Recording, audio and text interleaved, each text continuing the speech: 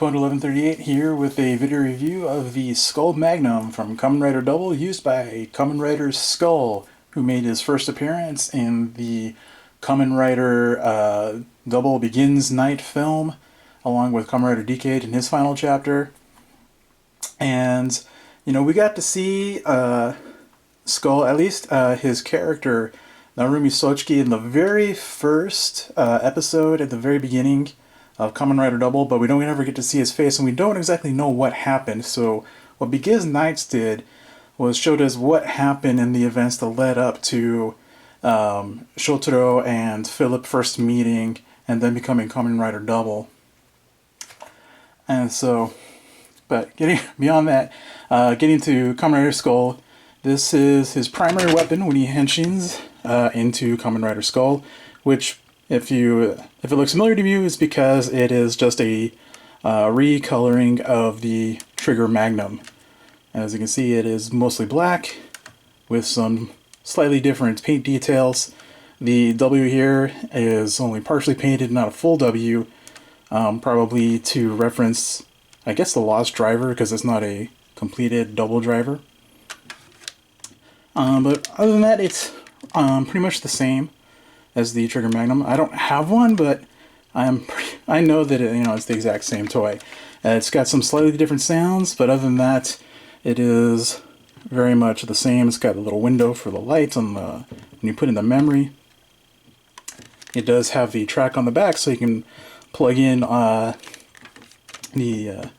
little robots. I forget what they're called. I don't even remember what they're called. But like the bats, you can stick it on the back, do the bat shooting and things like that.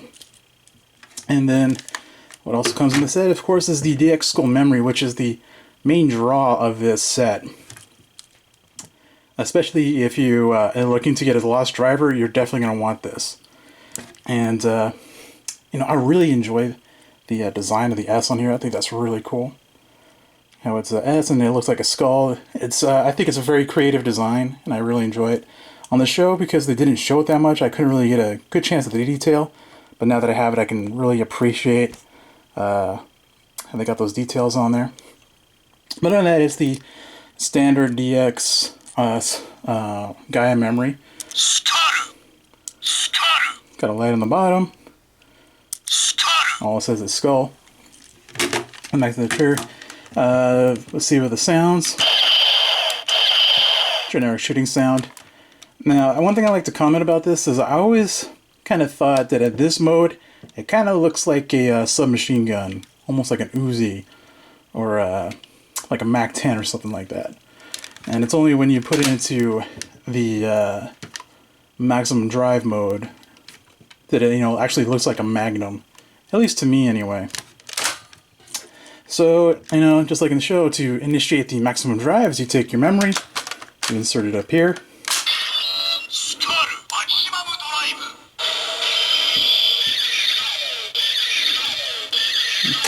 Flip it up.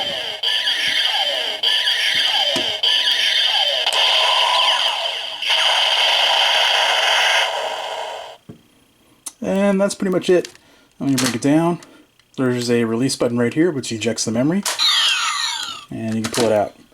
One thing I want to note is that it's got this window here up in the front. It allows you to see the lights in the Gaia memory when it's inserted.